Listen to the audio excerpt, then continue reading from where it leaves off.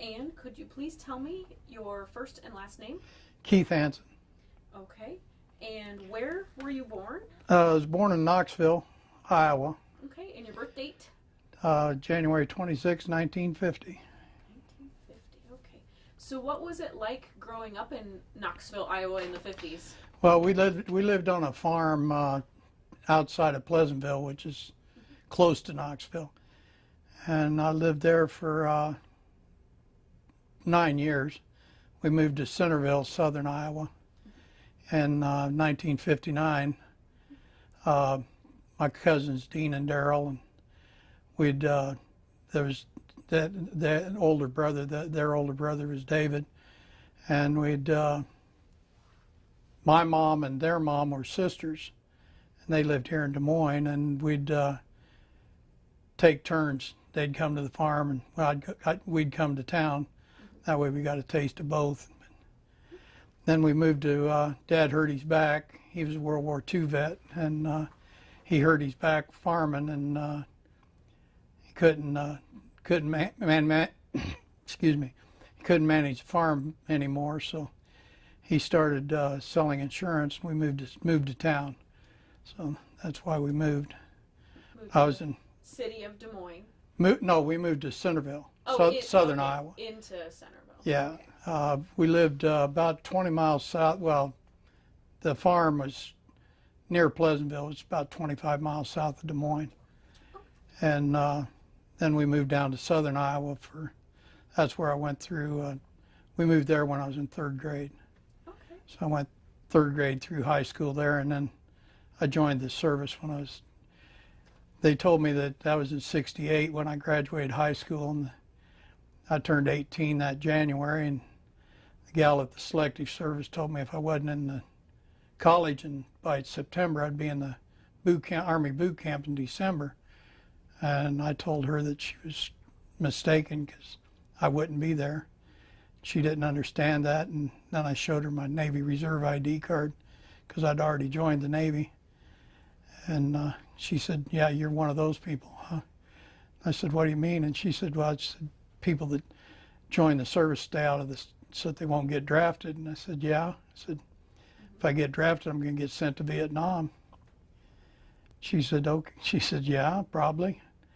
I said, "Yeah." I said, "Join the Navy, that way I won't get drafted and sent to Vietnam."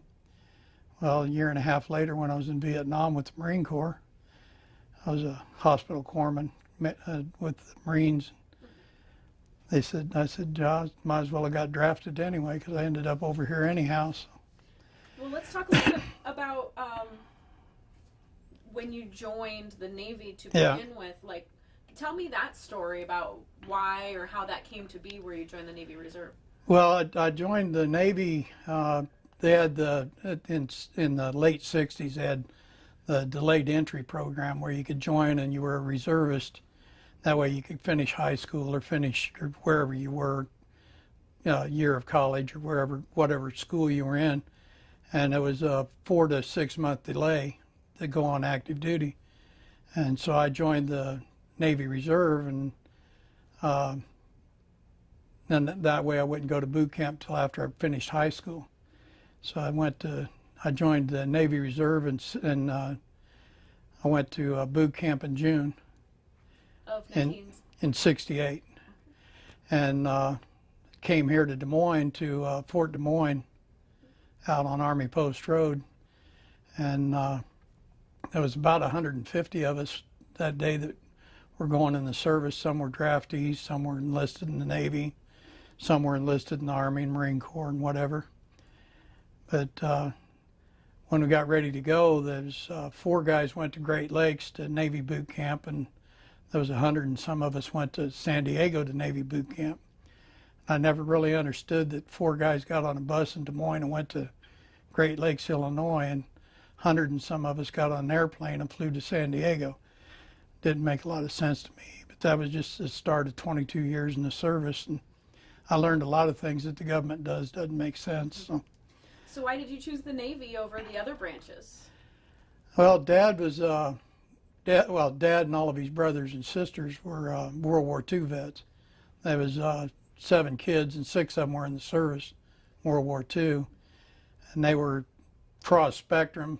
One was a bomber pilot and out of England and flew bombers into Europe for World War II, and then one of his brothers was an Army sergeant, prisoner of war guard at World War II, and then one sister was an Army nurse, and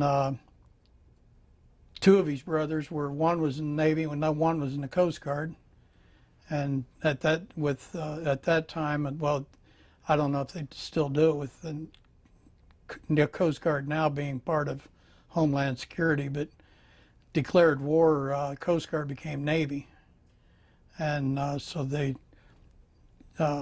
Dad was Coast Guard, and one of his brothers was Coast Guard, and the other brother was in the Navy. So the uniform was there, and when I was a little kid, it was fun to put on Dad's uniform and wear it around and all that.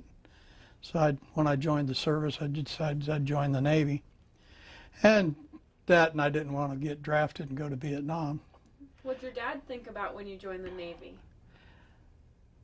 I think he almost expected it. Mom was a little bit nervous. But moms do. Yeah, moms are like that.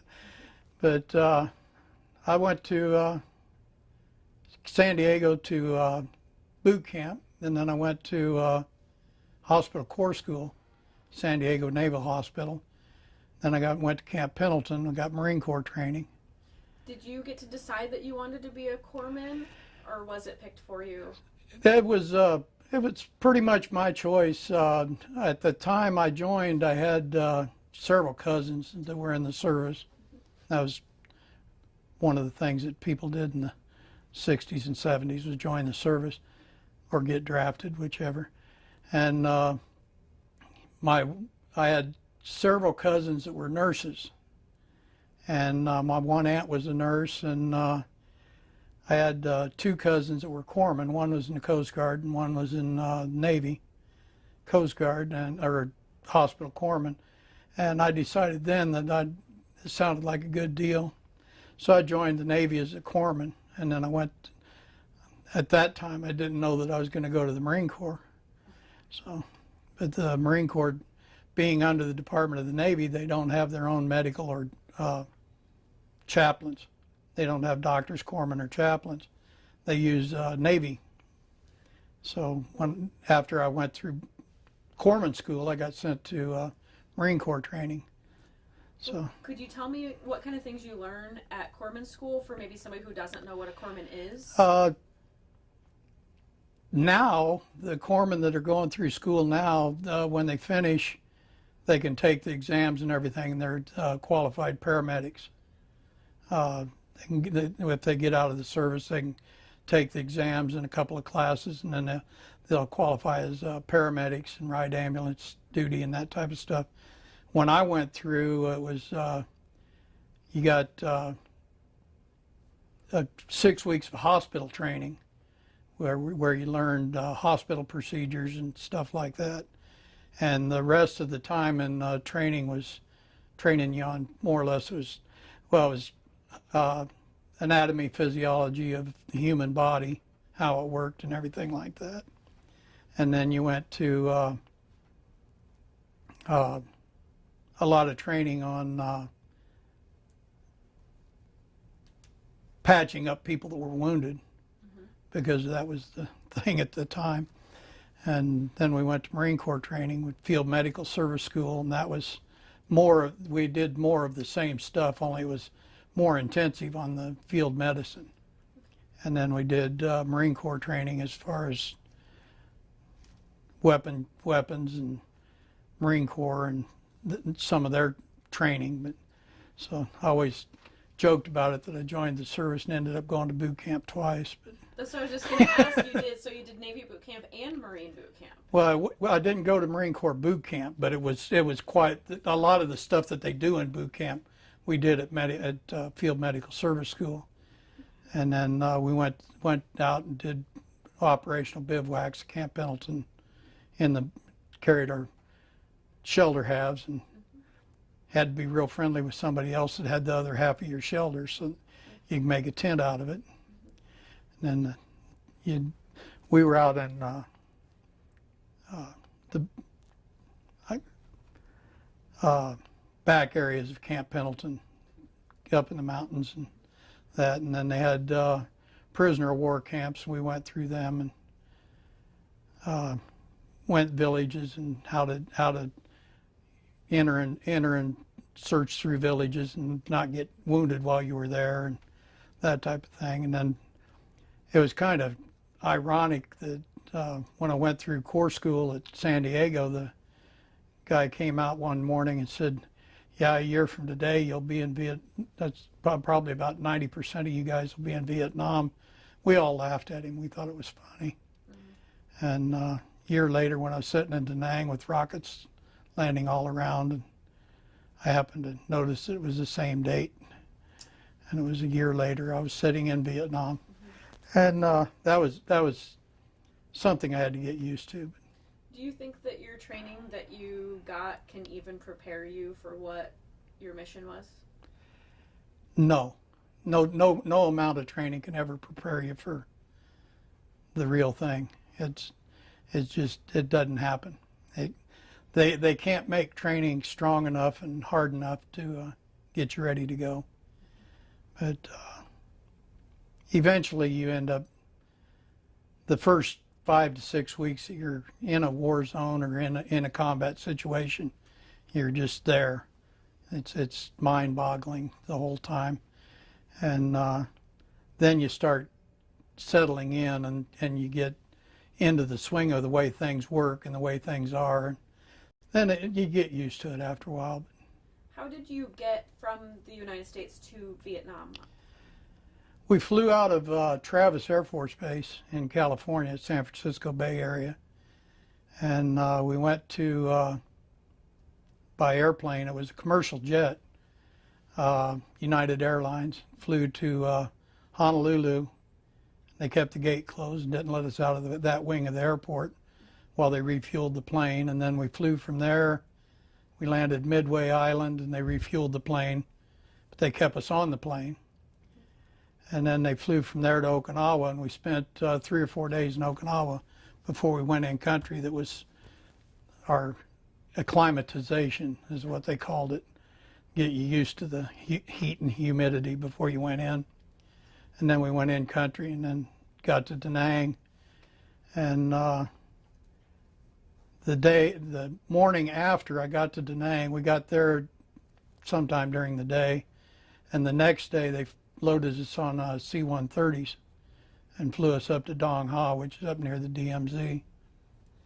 And from Da Nang, and that's where I was with 3rd Marine Division. That's where their headquarters was up at Dong Ha. And so I spent the first 2 or 3 months I was in country, Dong Ha and Quang Tri with division headquarters. And then they needed volunteers, as the military always does. And I volunteered to go to Recon and do reconnaissance instead.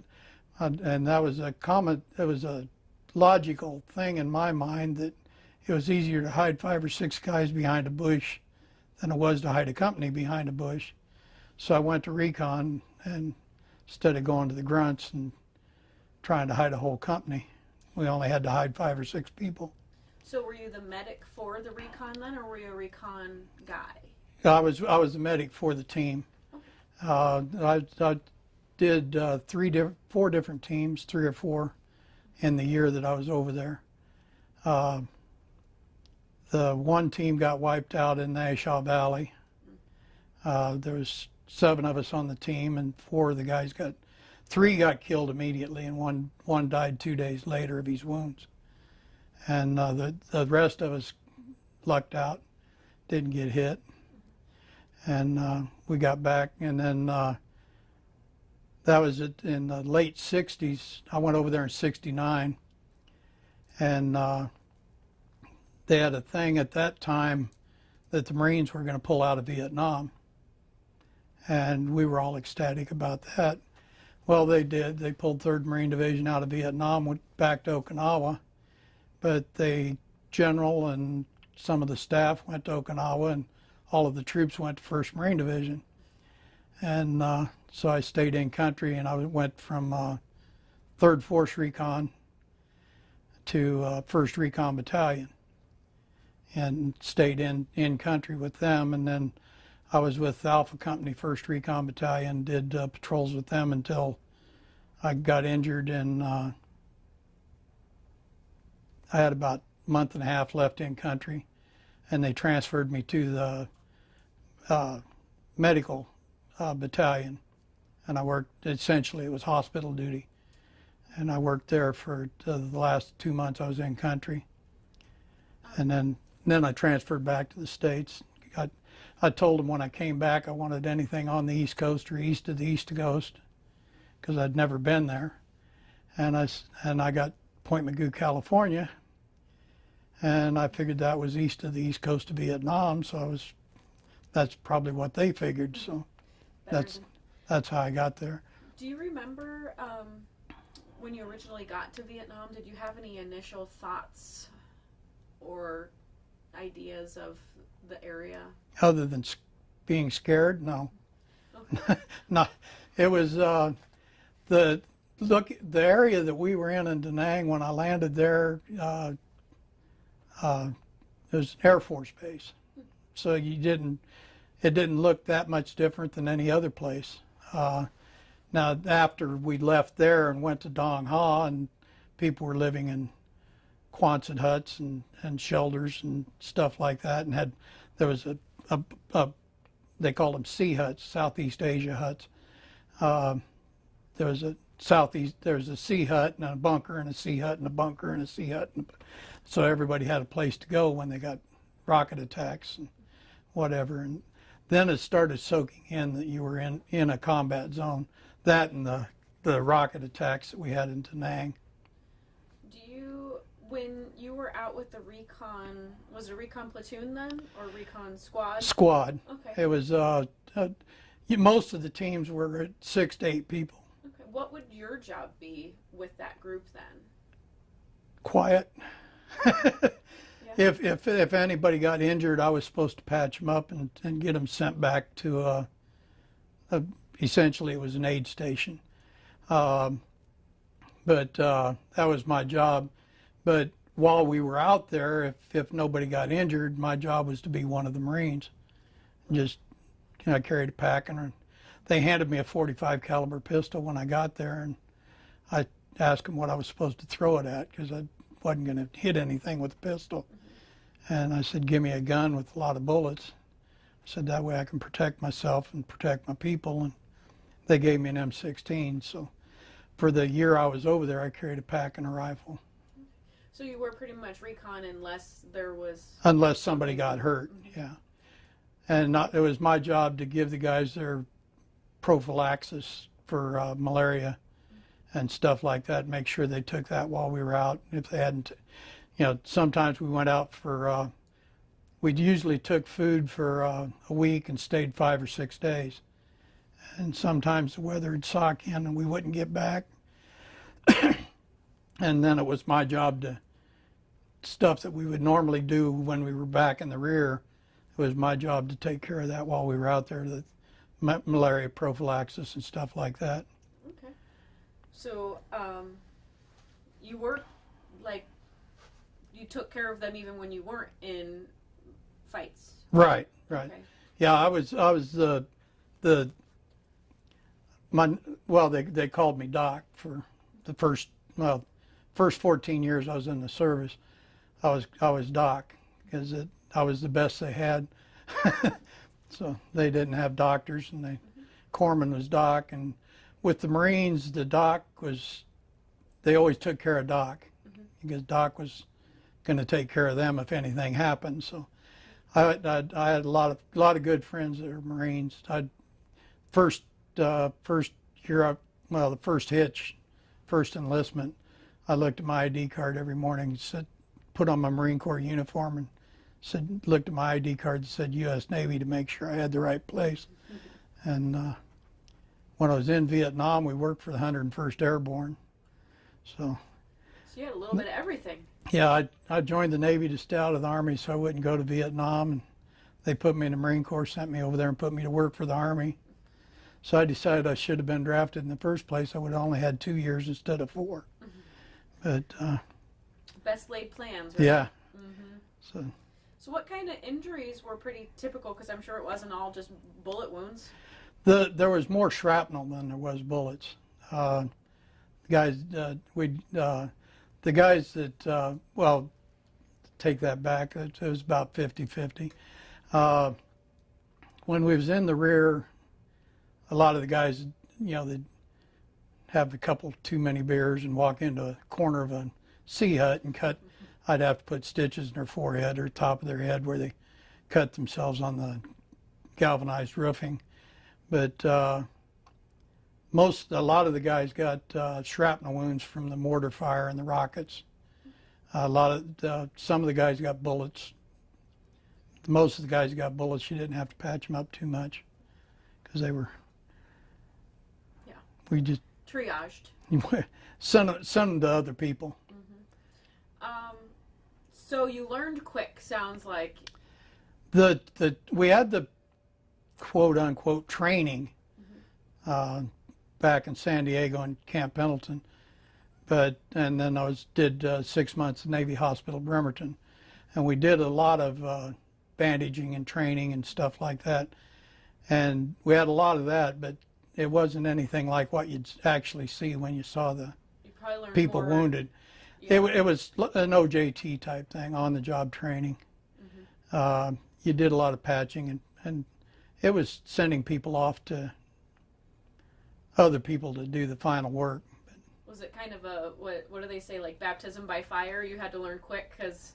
Yeah, you either did it right or you did it wrong. And there wasn't any, if you did it wrong, there wasn't any second chances. So you had to learn quick. Did you, I mean, for lack of better words, did you enjoy your job? Were you...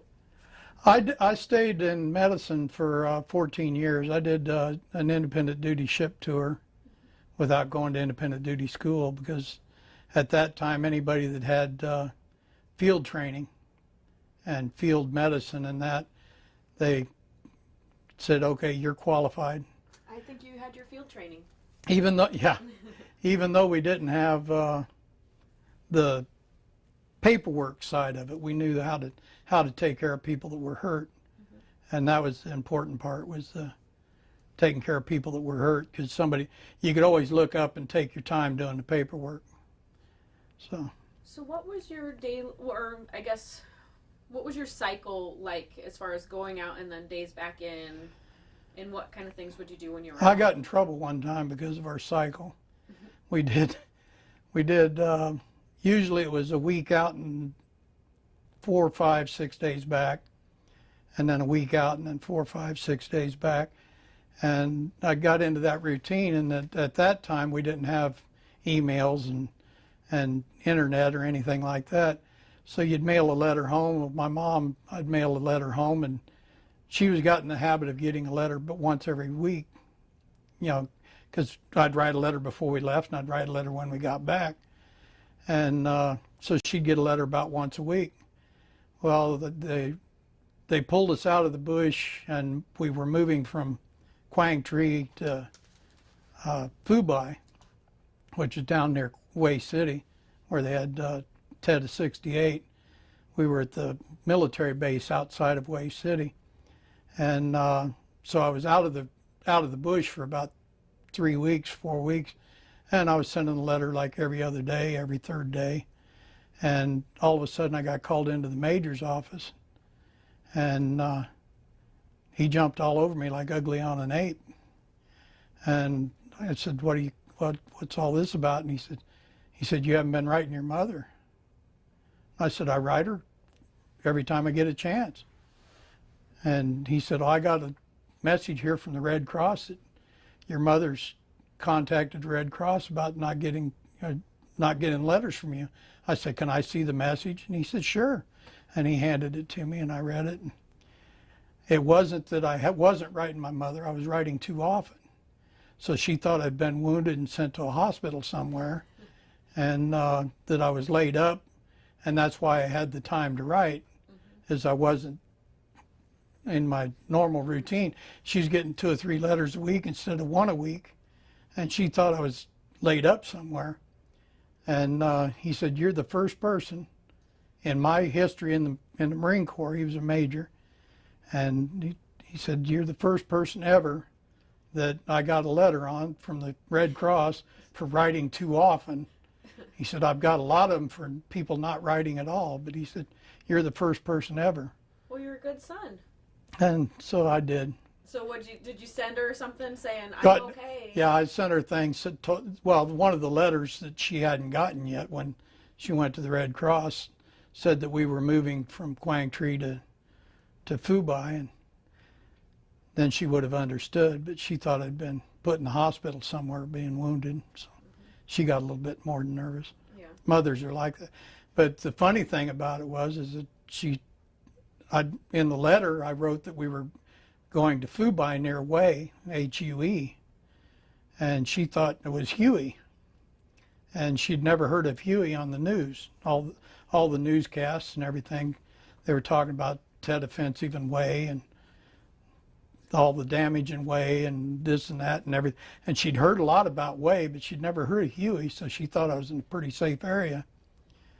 And So it's pronounced way. well, the lady that lived next door to my brother here in Des Moines, her son was in the Marine Corps and had been in Hue City during Tet, and she told my mom that it was pronounced Way instead of Huey, and she was, and then Mom started getting a little bit more nervous. It was kind of ironic that she thought I was safe because I was in Huey. That's But well, do you have a day, good, bad, indifferent, that just stands out in your mind as like, this is the day that identifies my career? well, actually it was after Vietnam. I came back and I was at the air station at Point Mugu, California, about 60 miles north of LA, and that's when I decided I was going to stay in the service. I'd probably already decided, but that's when I re-enlisted. But I'd looked in the Navy training manual of courses that I could go to, and there was a retired Army warrant officer that was working at the base there at Point Mugu for Grumman aircraft on the F-14, and he was teaching scuba lessons at night, and so it was a part-time job for him, and so he was teaching scuba, so I'd learned how to dive, and I decided I liked that, and so when I got in the Navy training manuals, they had 2 Navy diving schools, so I put in for one of them because it was shorter. I figured, well, I'll go to that one. If I don't like it, then I can go somewhere else. And the other one was 6 months long. I'd have to re-enlist for sure to get it, and then the duty station afterwards and obligated service and everything. So I went ahead and put in for the one, and I went to it.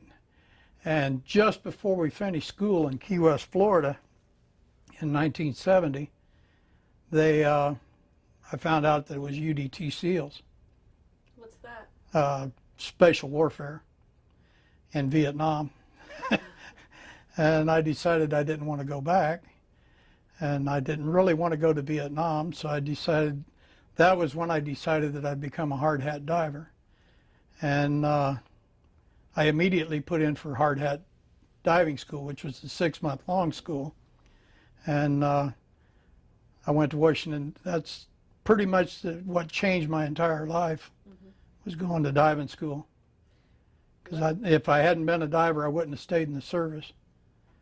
And I stayed in for 22 years. I did 20 years as a diver and 22 years in the service. But when I had 14 years in, I was still a corpsman. I was a medical deep sea diving technician, taking care of people that got hurt when they were diving, and people that got, hobby lobbers that went out and stayed too long chasing the fish and came up bent, and put them in the chamber and tried to make them better, and that type of thing, taking care of the health records and stuff for the Navy divers. After I made E7, they told me if I made E8 that they didn't have any billets for medical deep sea diving technician as an E8, I'd end up losing my dive quals and going to hospital administration. And at that time, I searched my faculties and said I knew a lot more about deep sea diving than I did hospital administration, and I converted to a full-time diver. And that's 14 years to 22 years, I was a full-time. I went to master diver evaluation, made master diver, and then I was a full-time diver for the next 7, 8 years. What do you love most about diving? Not. When I was diving, when I first started diving, I really enjoyed, hunting and fishing, and you're hunting for things in the water and fishing and things like that. I really enjoyed it, and by the time I became a master diver, a master diver's job is topside supervisor, and running dive stations and that. I had lost interest in being in the water. I'd been in the water too much, and I'd lost interest in it. But been there, done that. yeah, it's one of those type things. And when you start doing something for a living, it's no longer a hobby. You don't enjoy it as much.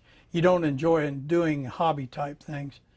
And so when I was, and most of the diving that we did for the Navy was no visibility.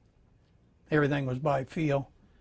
And you didn't know what was around you or where you were or what you were, you knew what you were doing because you could feel what you were doing, but you couldn't see what you were doing a lot of times, and it sort of lost interest.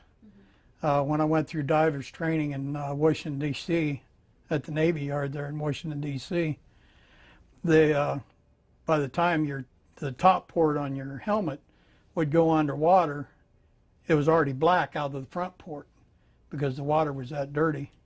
So by the time you hit the bottom, you were dark, and you couldn't see anything. So everything was by feel, and you get a lot of the places. I dove a little bit everywhere, all over the world, but some places you had perfect visibility, 150, 200 feet, and that was great, except that you could see what was there. Maybe that's worse. And some places you couldn't see your hand. You put your hand in front of your face mask and you couldn't see your hand. And some of that was, it was a blessing in disguise because you didn't know what else might be in the water with you. But I really enjoyed it. I did, like I said, I did 22 years total service. I did 20 years as a diver. What kind of missions would a diver have? Like search and rescue type stuff, or? Well, it depends on where you're stationed. I was on 3 different salvage ships, and our job was to find things that got lost in the water. Airplanes, Navy has a habit, they land airplanes on small ships, and a lot smaller than the airfields that they land on when they're ashore. And you would go to your airfield, or a lot of the airplanes end up in the water because they either fall short or they overrun, and we'd have to go get their airplane back for them. And some airplanes would just crash in the water. We'd have to, and we always joked about it, and just walk around on the bottom, picking up pieces and putting them in the basket, and then they'd take the basket up and send the basket back down, and you'd pick up more pieces and put them in the basket. Was it ever, not to be morbid, but like personnel recovery so they could have a proper burial? We sort of joked about it. There was some bumper stickers that got made about it that the admirals didn't care much for, especially the one admiral in Norfolk, Virginia. He didn't care for it at all. The sticker said, "Fly Navy divers need the work." And needless to say, they told us not to use our bumper stickers anymore, so we got rid of those. But some of the guys I know have still got some that they pigeonholed away, and they still got them. But well, you have to have a sense of humor sometimes. Yeah, If you take it too serious. Yeah, there's times you'd go down and you'd go down and guys didn't get out of the airplane in time. You'd have to find the bodies. When I don't know if you remember the Air Florida plane that crashed in the Potomac River in Washington D.C. That was not Navy and Army divers that went down and recovered all the bodies out of that. I just think it'd be very satisfying knowing that you're able to provide that service. It is, yes, but it's kind of, it works on you. Mm-hmm. It works on, head games type thing. But and it was in the winter, so it was cold water. They had to break the ice to get in. But all of the guys there, the Army divers were at Fort Belvoir, and the Navy divers, the majority of them were in Norfolk, Little Creek area in Virginia, and some were from Indian Head, Maryland, at the Explosive Ordnance Disposal. They came up there to recover.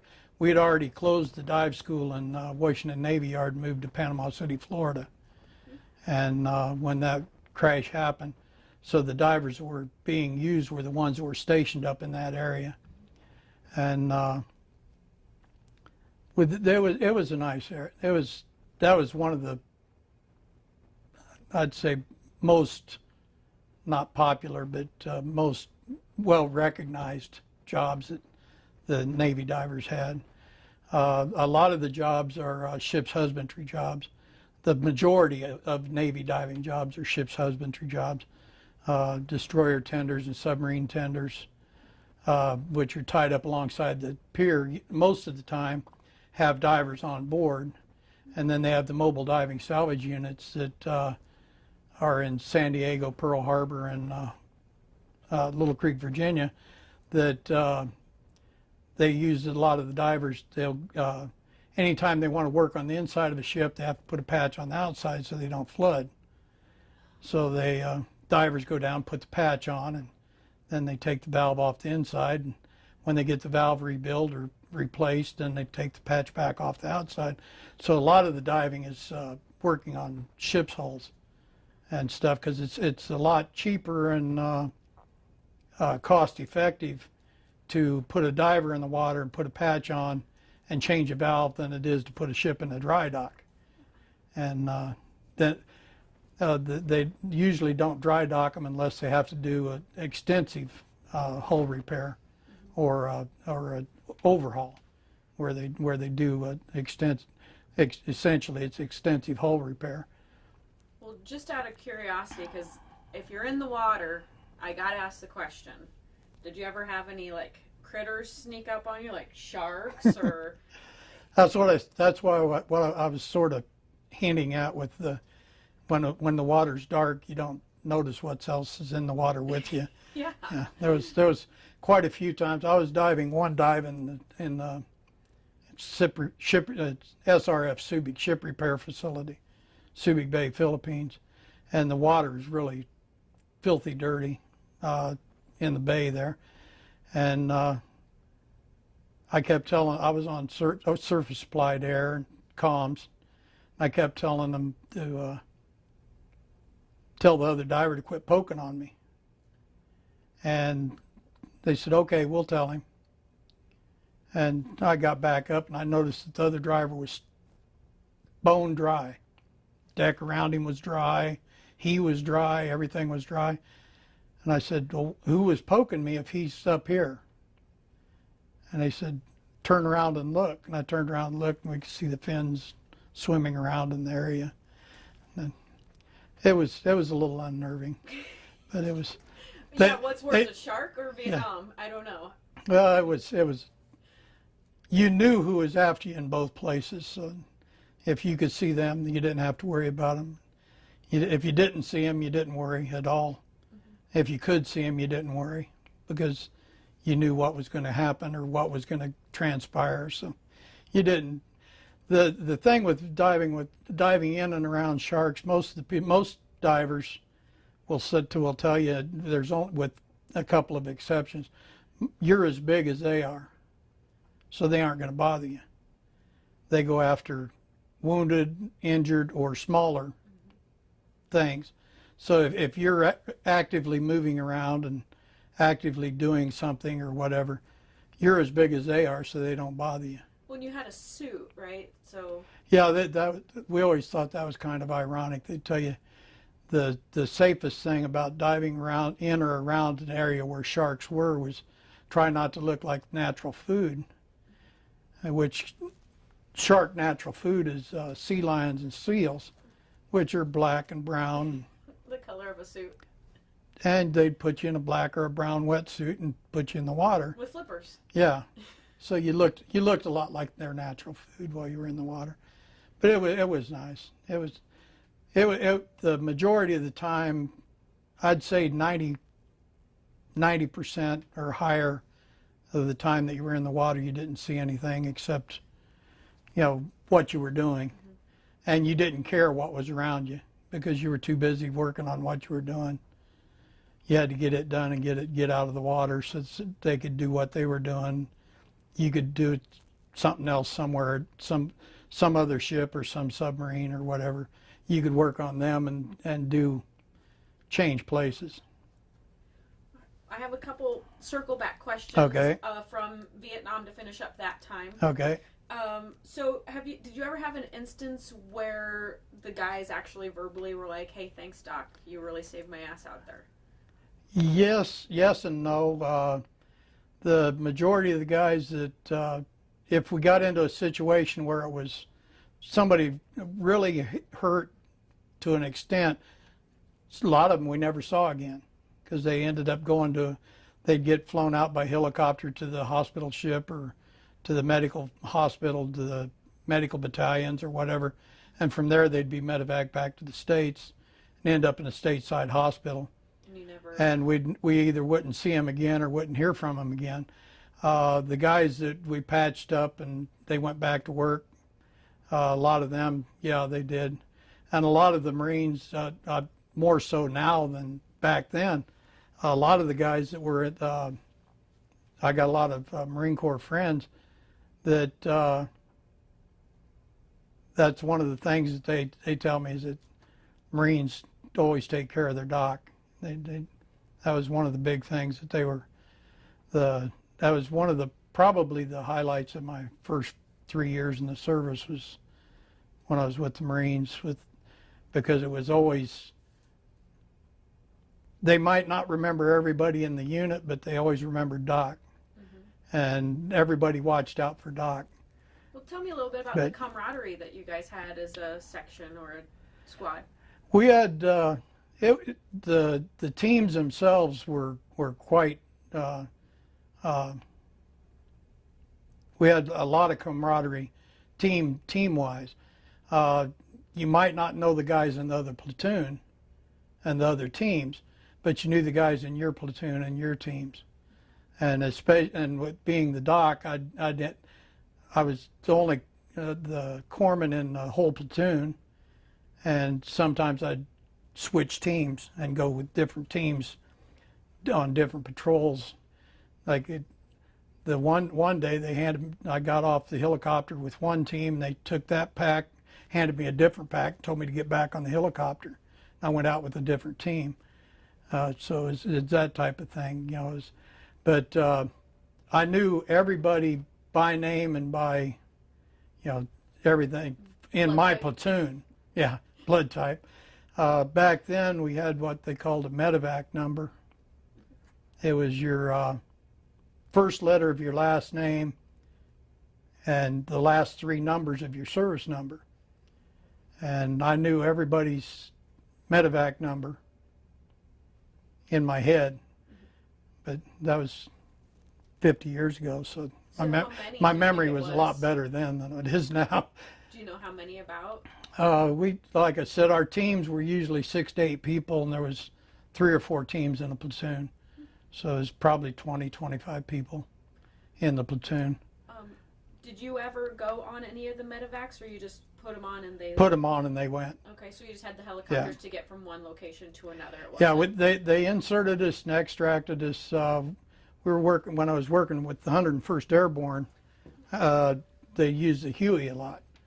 And we'd have 3 guys sitting on each side, and then they'd sit down and we'd jump off and then do our thing, and they'd come back out and get us, and we'd jump back on and then go.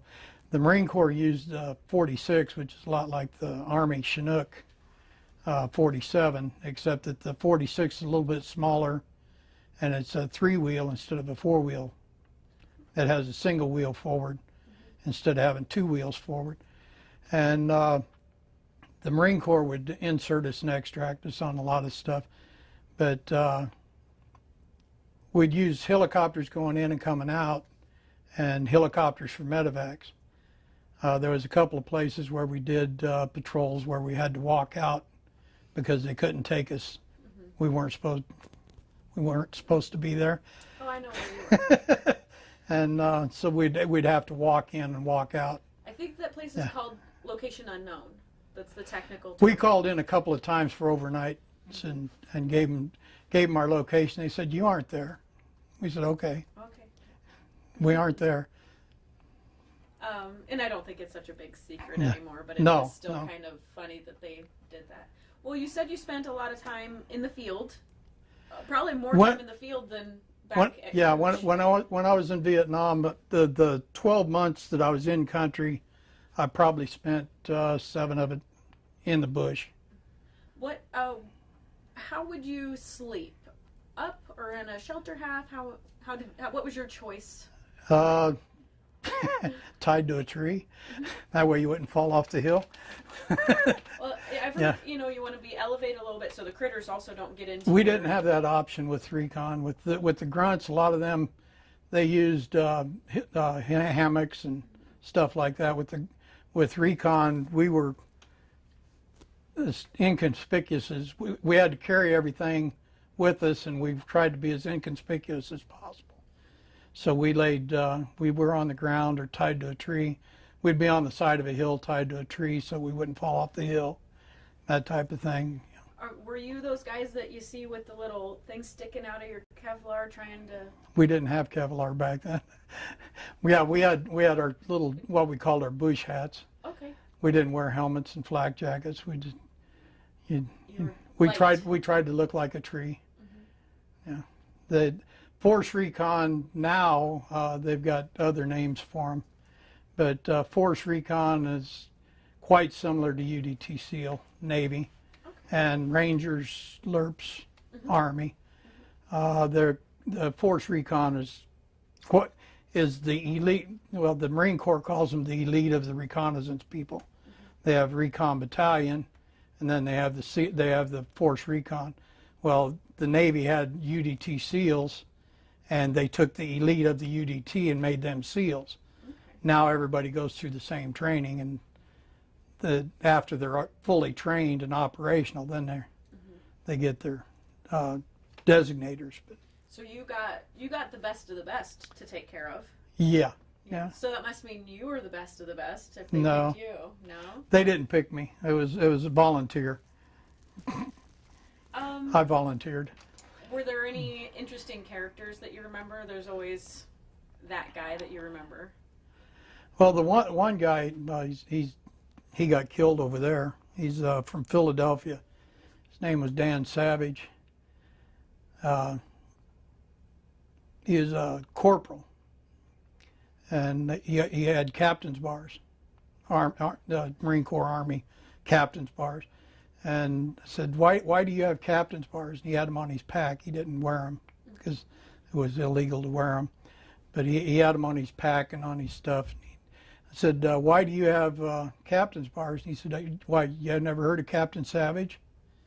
And in the 60s, that was a TV show, Rat Patrol from World War II with the Jeeps and that. And one of the main characters of the thing was Captain Savage. So he said, yeah, he said, I'm Captain Savage. And that him I remember probably the best. But he was in, that was the patrol that got wiped out. There was 7 of us on that patrol. He was one, he said he always walked point because he knew he could trust the guy that was walking first. So. And that was him. Yeah, he was the first one shot. But we ended up 4 of the guys got shot. One guy got hit, but he didn't hit him. It hit his equipment and just knocked him down. And then the other 2 of us didn't get hit at all. But the Army came out of Camp Eagle. It came out there with the Army at that time. They had blue, red, green. They had every type of a unit had color codes, and they had the React team was white team. They came out and got us, and there was essentially it was a recovery mission more than a rescue. Well, 3 of us got rescued, and the rest was recovering the bodies. But it was that was one of our last patrols in Agile Valley. What, if it's okay if I ask, what goes through a person's mind in a situation like that? Fear. Yeah. Yeah. It's sort of like the joke about what's the last thing goes through a bug's mind when he hits the windshield? His ass. Yeah. It's sort of along that lines. It's a lot easier to talk about now than it was then, but a lot easier to, I can still remember what the people looked like. My daughter, after my wife passed away, my daughter was cleaning out the house, and it's one of the pictures that I couldn't find to bring along. It was a picture of our team in Fubai, and my daughter found it and she posted it and said, "Dad, do you remember these guys?" I said, "Yeah, I remember them." And I said, "Yeah, the guy taking the picture was Dan Savage, and the guy on the left is so-and-so, and the guy that..." I named everybody that was in the picture, and she said, "I remember you mentioning some of those names." And I said, "Yeah." And she said, how come I would remember those names?" And I said, "Well, you helped me look them up when we were at the Vietnam Memorial in Washington, D.C., and they're all on the wall. So I've been to the wall there in D.C. a couple of times, and I've been to 2 or 3 of the traveling walls, is what they call them. What's your daughter's name? Jennifer. Is she still Hansen, or? No, she's married now. It's Simon. She's in Simmen. The reason I ask is Yeah. maybe she still has that picture around somewhere, or maybe she has it. I don't know exactly where she has it. I've seen it. Oops. Yep. You just pick it up, put that back on your lap. She posted it on Facebook, and I can probably dig deep enough on Facebook. I can probably find it. Because that would be a great Yeah. one to have as part of your video. Yeah, and that's one of the few pictures I've got of Vietnam.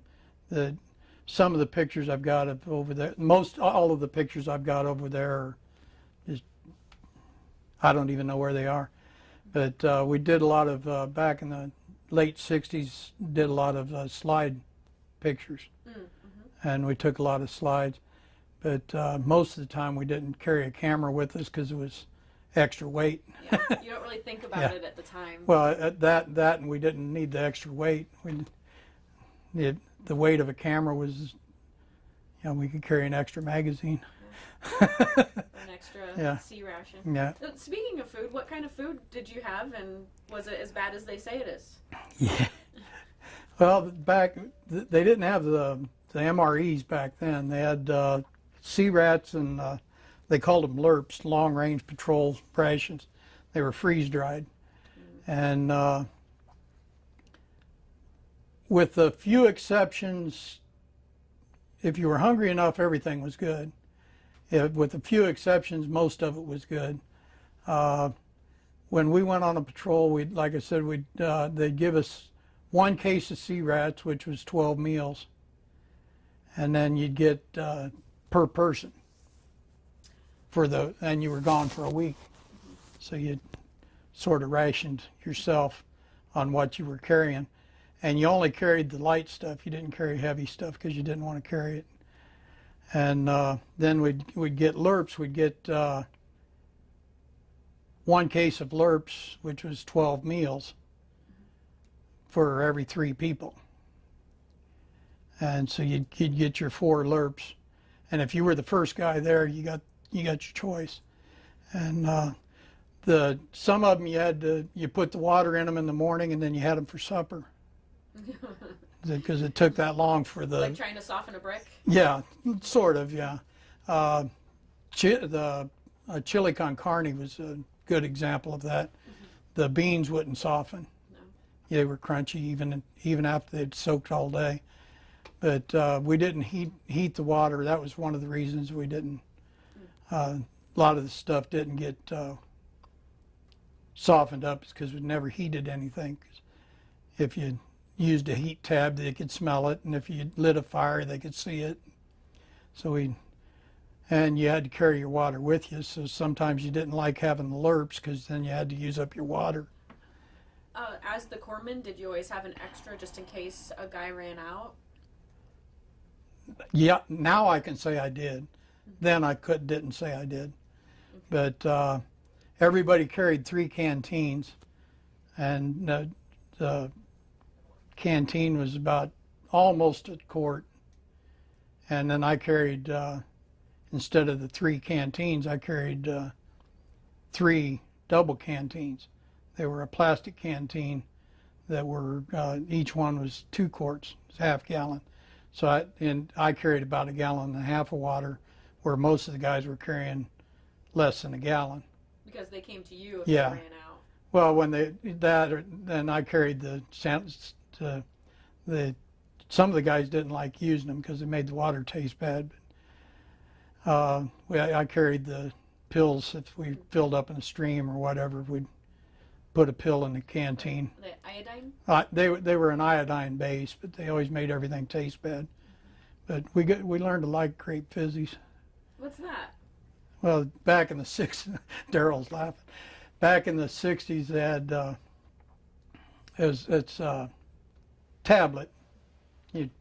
One tablet and a glass of water. Like Kool-Aid? And it made like a Kool-Aid type thing, but they were easy to carry. And they were foil wrapped, so you'd tear them and dump them in. And where'd you get them from? But guys' mothers and your mom sent you. Moms would send them, and sisters and brothers and whatever. And one of the least popular fizzies in the world was grape, but that was the one we got a lot of. Oh, they had other flavors? Oh, yeah, they had cherry and red and green and yellow and purple, and they said they were different flavors, but they all tasted bad enough that you didn't care. They just changed color.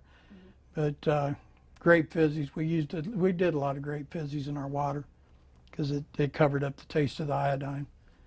But it wasn't bad. Well, speaking of things that would be sent from home, did you ever get care packages from? We looked forward to them. What kind We of look things forward to did them. you get? Well, Daryl and Dean's mom sent me a package a couple of different times. My mom would send packages. I'd write home and say what I could and couldn't get, and then Mom would send stuff over. And then my brother was married. Both my brothers were married, and I told my one brother that I wanted some cookies, some chocolate chip cookies. So his wife baked chocolate chip cookies and took the tin that you'd normally put them in, and she made them that big. And she only sent me 3 cookies, but they were 10 inches in diameter and a ½ inch thick. She made me 3 chocolate chip cookies and sent them over to me. That sounds nice. Yeah. That everybody in the service loved to get their care packages from home. My mom would make cookies but put them in the Pringles can. Yeah. So they don't break up as much because the Pringles can keeps it from breaking. So I'm sure the tin is a similar thing. She tried. Mm-hmm. I had a lot of cookies. You had a million cookies. Yeah. I had 3 big cookies, but when you try to pick them out of the can, you ended up with a lot of little cookies. I'm sure they're still delicious. A lot of the people would send stuff like cookies and stuff like that over. They'd put popcorn in the box so that it would it protect it a little bit. And stale popcorn's pretty good. Yeah. Yeah. We ate a lot of stale popcorn. Better than chili con carne. Yeah, yeah, it wasn't as crunchy. Yeah. So you get care packages from home and share them with all the guys, I Yeah. assume. Whoever got the last care package, everybody sort of gathered around him, and then we'd share our care packages. We did. That was service wide. That was even up to when I got out of the service. Oh. There was you'd guy get a care package from home. They'd have cookies or something in it that they'd get their care packages from home, and they'd have a crowd around. You could always tell who got the last package. Well, you said your mom would send you letters. Did you have any sweetheart at home that you'd also send letters back and forth to? No. No? Not at the time? Not at the time. I did when I first went over, but that didn't last that long. I was dating a girl that when I was stationed up in Bremerton, and just before I left, she said she wanted to get married, and I said I'd be best man, and I only got 1 or 2 letters after that. So she didn't have a sense of humor. She wasn't worth it anyway then. No. Not worth putting in the video, that's for sure. So we're just about to finish up. Is there anything else that you want, stories that you wanted to tell, or anything you wanted to be a part of your video? The only thing that was when I first went in the service in '68, I was really excited about going in, but the excitement was almost as much as it was in '90 when I retired and got out. It was about the same. The one thing that really bothered me, it bothers me more now than it did then, was coming home from Vietnam. I got a bigger welcome home at Des Moines with my cousins and my mom and their mom and aunt and uncle and cousins and mom and dad and my brothers and their wives and kids, and met me at the Des Moines airport when I got home. And that was my welcome home because I didn't get one anyplace else. We landed in California and went through customs at Oakland, which wasn't a nice place to be when you were in the service. Then we went from there to San Bernardino, California, and I got off the plane in the Air Force Base at San Bernardino, and then I flew from there to Seattle to visit my grandparents there and my mom's sister that lived up there. And I flew up there and visited them, and then I flew home to Des Moines, and everybody was at the airport, and they had a welcome home banner that they showed me at the airport out here at Des Moines. That'd be nice. And that was probably the best thing about the whole thing. What year was that? I came home September 70. 70? Yeah. But it was a totally different experience then, being in the service then than it is being in the service now. Oh, yeah. Because people then, yeah, you were in the service, and the people in the service liked the people that were in the service, and the people that weren't in the service, the majority of them didn't like you. And it was quite a difference. You know, if it wasn't for family and close friends, you didn't have anybody that really gave a hoot and holler in hell that you were in the service or not back in the 60s and 70s. But nowadays, if you're in the service, it means something. Well, that's why it's good to be from Iowa. Yeah. I mean, that's... Well, I had a lot friendlier people when I got home after I came home than I had before, you know, on the way home and after I went back to my next duty station. There were a lot more people back home. And being from the Midwest, everybody, you know, you're far enough away from the military that the people seem to like the military a little bit better back here than they did on the coast. Do you want to take a couple minutes to talk about the wall? You said you'd visited it. Well, when they first built it, I was stationed in Navy Yard there at Washington, D.C. Oh, you were right there. When they were talking about building it, and then I didn't get to see it because I was transferred from there before they finished it, and then I got stationed back at Little Creek, Virginia, and later, And we went up there. My daughter was 3, 4 years old, and we went 5 years old, something like that. And we went up there, and that was the first time I'd seen the wall at that in Washington, D.C. I'd seen pictures of it and seen it in movies and stuff like that, but that was the first time I ever saw the wall. That was in middle 80s. And it was quite an experience, I've been to D.C. a number of times since. I was stationed in Little Creek for almost 3 years, and then after I retired from the service, I stayed there for 2 more before I moved back to Iowa. And I stayed there, went up there and saw the wall numerous times. And like I said, I've seen the moving wall. I saw it down in Texas, and I saw it once there in Virginia. And I've seen it several times. I saw it once in Cedar Rapids after I moved back to Iowa. And it's quite an experience. Just even seeing the small one, the moving wall, is quite an experience for somebody that's been there. And it's even more so with knowing people that are on the wall. Yeah. It becomes quite an experience. So you said that Jennifer helped you find some names on the wall. Do you have a list or just a few special ones that stand out in your mind? Well, my team that got wiped out, she helped me look those guys up. And at the time I didn't think about it, but I thought about it afterwards, and it made sense. I found 3 of the 4 right off the bat because they all died at the same time. And so on the wall they're listed when they died, not when they got hit. Well, the 4th guy got hit and died 3 days later at the hospital. And I couldn't find him. And I looked it up by name, and then I found him. I went to the wall, and I figured, well, his name will be right amongst the area. It was on a different panel even, because there was that many people killed between when he got hit and when he died. So when I looked up his name, she helped me look his name up, and he was our patrol leader, and he died at the hospital there in Da Nang. And it was 2 or 3 days after when he died, so he's in a different place. But since then, I've seen the portable wall, moving wall, a couple of times, and I wrote down which panel and which line they were on, so that I could find them without having to go look it up in the book every time.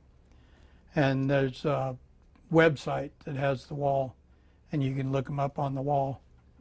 And I've looked at it a couple of times. So why do you think you do that? So I don't forget them. Yeah, that's why they have it, right?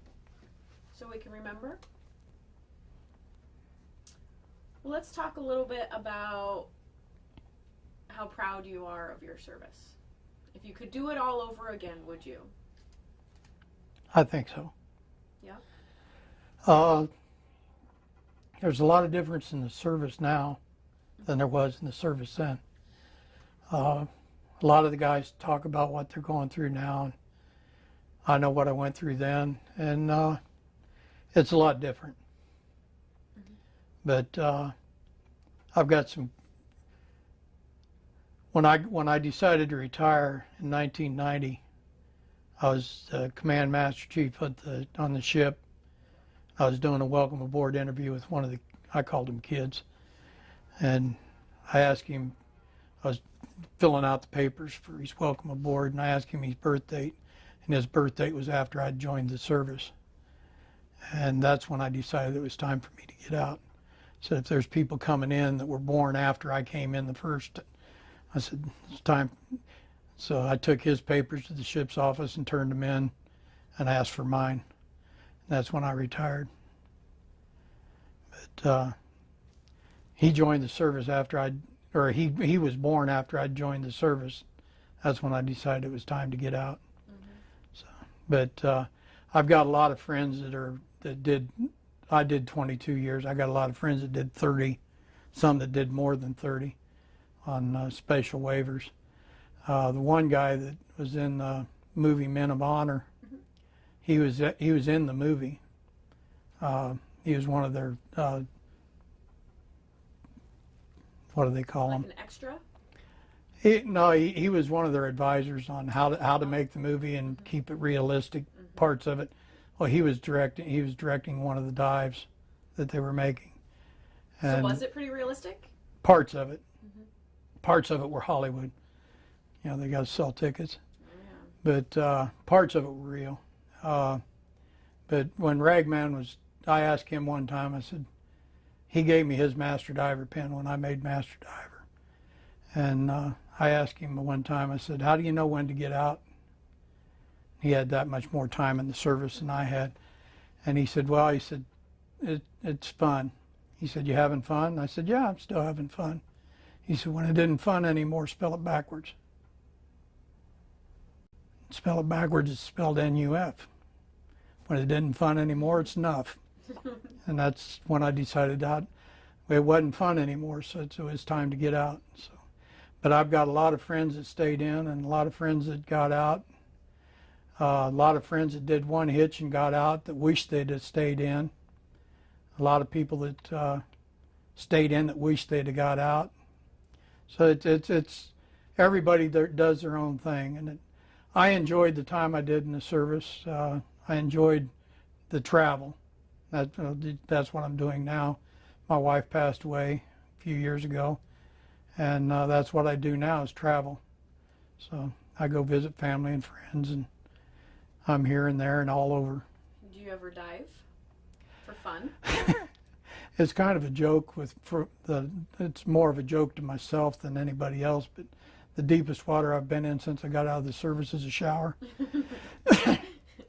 I think I've been in salt water 2, maybe 3 times since I got out. Yeah, you're not getting the itch to go. No, I'd have no water dive. I have no desire to go diving. The only water I've been in since I've got out, when I was on the West Coast, did some clam digging and stuff, ankle deep water, knee deep water. That's good enough. You know, that's enough for me. It reminded and then you got sand in places you didn't want to have it, and it reminds you why you don't want to do that anymore. So.